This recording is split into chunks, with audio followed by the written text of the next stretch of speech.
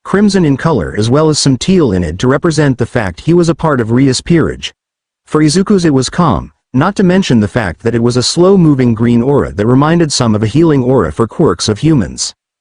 It flowed throughout the boy's body as his muscles seemingly were enhanced by their effects, and as soon as the fight was started the two opposing forces had disappeared from the view and appeared in the middle of the arena clashing. Izuku took on Yubaluna as the woman would be the much harder opponent for Issei to take on as he took on Riser's ability to regenerate from any attack. Izuku flew towards Yubaluna who just tried to move out of the way multiple times from his strikes which caused her to wonder why he wasn't using any magic here. The real reason he wasn't using it though was because he didn't need Riser just burning them before he could set them both up. His power relied on patience as well as control, not for overwhelming strength as well as strategy. So he physically fought Yubaluna who just threw caution to the wind and started attempting to use her own magic at locations she thought he would appear at. None of this worked however as the young man had blipped past each and every explosion she threw at him as he knew where they would appear thanks to his passive effect of his power. It allowed him to see where magic sigils appeared anywhere in the world, no matter how well they were hidden. He would close in on the woman before letting out a series of attacks that would seem like he was wildly flailing his arms about the woman's body and slamming into certain areas of it. No, they were methodical as he landed on each part of her body which would cause them to stop functioning. As soon as the woman was essentially reduced to being a paraplegic for a while, he blasted her with as much power taking her out of the equation. Landing on the ground, he found Issei entering his own fight with Riser as they both were landing blows on the other. Issei having entered his balance breaker for this fight specifically to show how willingly he would give his body away for power to save someone who was within his grasp. Eventually Riser was thrown back as he struggled to gain enough power to attack Issei anymore, and just as he was about to launch a massive ball of fire towards the young man, Izuku appeared behind him and used as much of his earthly magic in order to restrain Riser in a massive pile of vines as well as dirt and concrete from the arena. This allowed Issei to gather enough power to throw at Riser who was just about to break free of the restraints given to him. Dragon Shot. As soon as the massive blast of crimson energy was flying towards Riser, the man was just about to jump out of the way of the blast when someone placed him in a stranglehold from behind. Izuku was there holding them both in the air as the massive beam of draconic energy was moving towards them.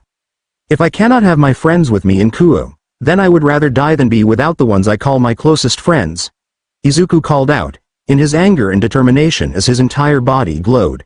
As soon as Issei's dragon shot had hit the glowing mass of Izuku and Riser, a massive explosion had appeared from the two's location blocking everyone's view of the results of the attack. As soon as the dust and debris was clearing up only one figure remained within the dust of the attack that had landed. But as soon as the dust and debris cleared up completely, they all were surprised with who was left standing in the arena with Issei. Green and Black Devil 13 Chapter Summary. Izuku gains a new demonic form, and Searsex makes the connection to his own demonic form. In the arena Izuku manages to defeat Riser. A day after returning from the marriage party, Izuku has a run-in with a little girl. Searsex was staring at the glowing beacon of energy flowing around where Izuku was last seen. The young man had willingly blown himself up in order to assist Issei.